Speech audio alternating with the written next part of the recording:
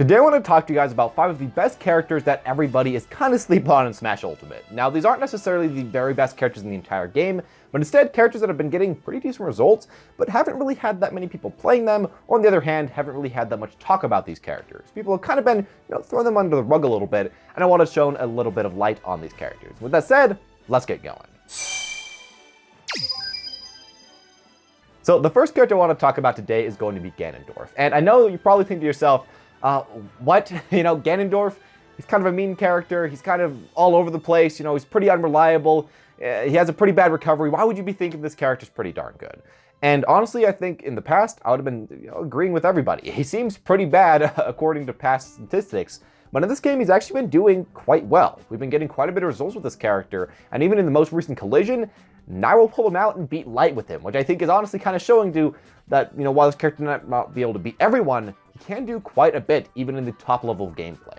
Now, the thing about Ganondorf is that he's just such a scary character, and a lot of other people can't really say this. He's somebody with a ton of damage, a ton of combos, a ton of range, a ton of just weird stuff that he can do with his side B, his down B, his up B, and, per hit, he probably has some of the most powerful and damaging things in the entire game. And what that adds up to is a character that you have to be afraid of every single second of the game. If you mess up once, Ganon can get an up air, or neutral air, or maybe even a down tilt, or a side B, or especially a smash attack, send you into a bad situation, follow it up, keep you in disadvantage, and then kill you from there.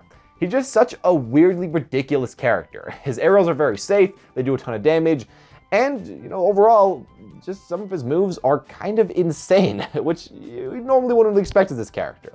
Now, of course, I want to mention again, he does have an air recovery, air neutral, but when he gets going, when he becomes the person pushing the advantage, when he becomes the person, just getting his opponent into a bad situation, he can just do more than almost any other character in the entire game.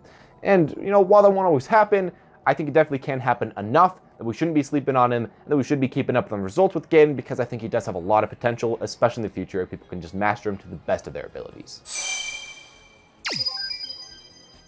Corrin's the next person I wanted to talk about, and I feel like the thing about Corrin is that when people think about Corrin, they think about the other Fire Emblem characters immediately. They think about how, you got other characters like Ike, and you got Lucina, and you got Marth, and you got Chrom. So, those characters are really good. Why would I bother to play Corrin? And I know that, yeah, they probably are better than this character. They are probably more consistent than this character. They can probably get kills slightly earlier in certain situations, but I feel like just because that's the case doesn't mean that Corrin is necessarily bad at all. Sure, there are a lot of similar characters, but that doesn't mean that there's no reason to pick this character up. Now, the thing about Corrin that's so awesome is that Corrin's a character that's just kind of a sortie that's very special, that has a lot of weird things about them.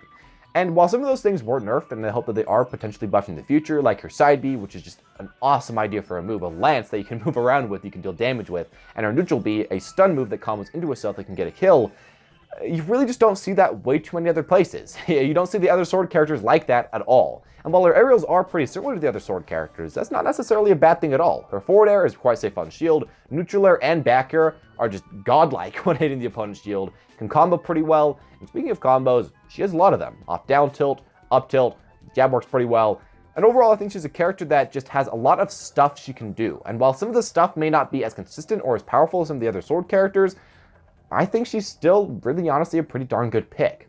Now, I also want to mention here as well, in the future, I could potentially see quite a few of the sword characters being potentially nerfed a decent amount, mainly because a lot of them are at some of the higher places in the tier list. And as that happens, I could also potentially see Corrin, by perspective, becoming a lot better, becoming a lot more picked, becoming a lot more, meta in a certain sense. And while Corrin still does have, some main weaknesses, being rushed down, having not that great of recovery anymore compared to some of the other characters, I do think that there's a lot of potential coming out of this character. I do think that it is a pretty safe, consistent character that will move up, especially as the patches come along.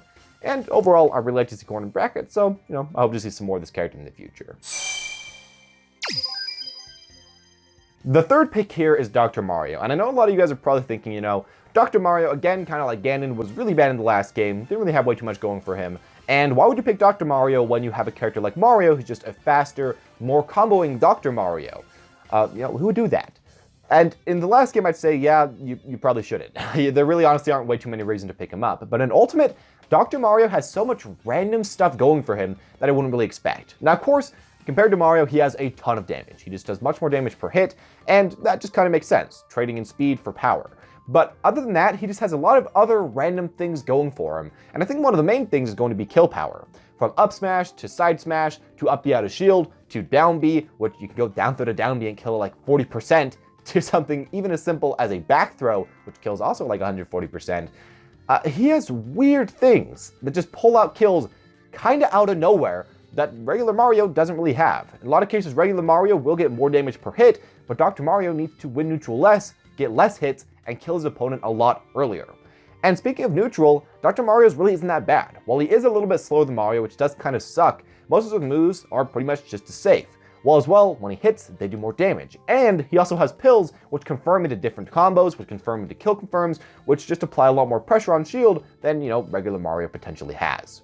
Overall, I feel like while Dr. Mario does get gimped, while he does sometimes just die really early, and while he does sometimes just get hit above the opponent again and again, get juggled really badly and can't really get down, if he can get, again like Ganon, into an advantageous position, he can just throw punishment at the opponent, kill them super early, and while his combos mainly aren't that amazing, they're good enough to kind of get the job done, to lead to that percent, to kill early, and to just do stuff that you really wouldn't expect a Doctor to be able to do. And overall, I feel like this character, as we've been seeing Luis Money doing, it has a lot of potential. The fourth person I want to mention here is going to be Falco. And I feel like when you talk about the Spaceys, he's kind of the Spacey that most people hyped up for a little bit, but then they saw Fox, who's potentially one of the best characters in the game, and they saw Wolf, who's also potentially one of the best characters in the game. They're like, whatever, I don't want to play Falco. And he just kind of got shunned off to the side a little bit. And I think in some cases like Corrin, but I guess to a lesser extent because there's quite a bit less Spaceys, we just kind of don't really hear too much about Falco because there's some characters that are somewhat similar.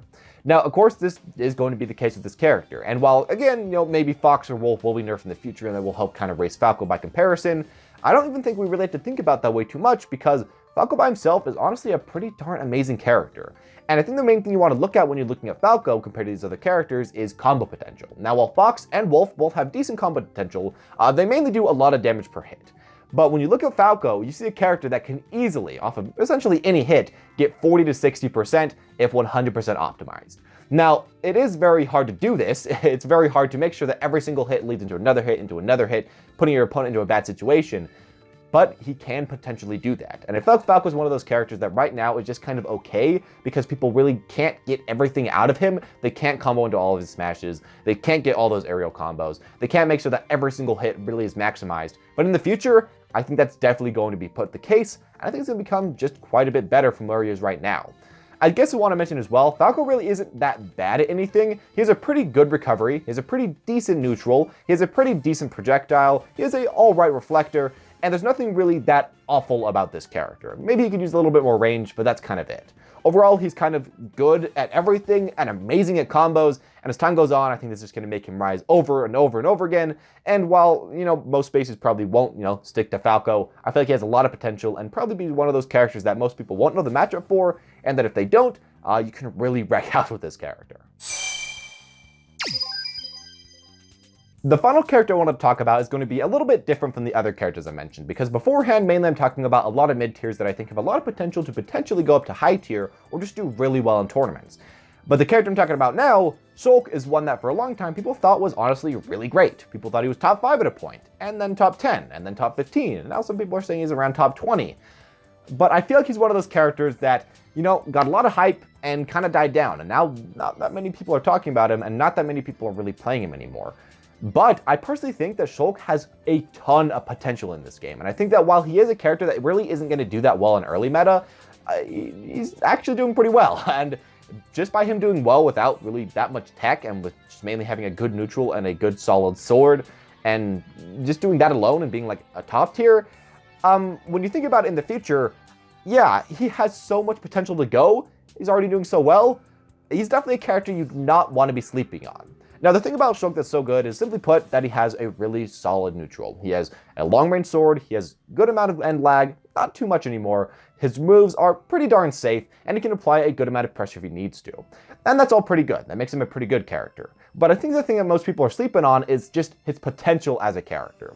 With speed art, he can go extremely fast. He can go extremely hand, cross people up, deal a ton of offensive pressure, ton of combos, and when those are maximized, it's going to be amazing. With Buster, he can apply a ton of pressure on shield. He can be extremely oppressive, and deal a ton of damage when finally hitting. With Jump, he can have amazing edge guards, better than just about anybody in the entire game. With something like Shield, he can get out of true combos. He can get out of moves like Crumbs Up B. That's really ridiculous. And finally, with stuff like, Smash, you can actually figure out true combos that go into Smash at around 40 to 50% that kill. And you really can't say that about many other characters. Shulk is a character that I think in the long term, once we have enough time, once we have enough pressure, he's just going to kind of explode, become a just amazing optimized character. And while, people said that in the last game to a certain point, I feel like in this game, Shulk's actually good enough by default that just adding more and more and more tech is just going to make him become from a great character to kind of a ridiculous character. Right now, of course, a lot of people are sleeping on him. Right now, of course, he probably won't be getting that many results, even for a few months. But I feel like once people finally hit that brink where they can break through his tech skill requirement, when they can finally start doing that all in tournament and start being very consistent with it, we're going to be seeing a lot of good Shulk players. And while they still might not be way too prevalent like Peaches right now because, he is going to be very hard to play, I'm excited to see what they can do with this character and just how they can pull off all those amazing tech skill in every single match. But anyways, there you guys go. That is my list of the 5 characters that I think are some of the best characters that people are really, really sleeping on. These are characters that, I think have a lot of potential and in the future could get some good stuff out of them or just getting pretty good results right now. As always, guys, thank you all for watching. Hope you enjoyed. If you did, make sure to like and comment down below what personally you think I missed or a character you thought, I talked about that most people aren't really mentioning. As always, guys, thank you all for watching. Card at the top right of the screen right now is going to take you to plays with more Smash Ultimate videos like this. And of course, as always, subscribe if you want to see more videos like this as well. Anyways, as always, guys, thank you for watching and have a smashing day.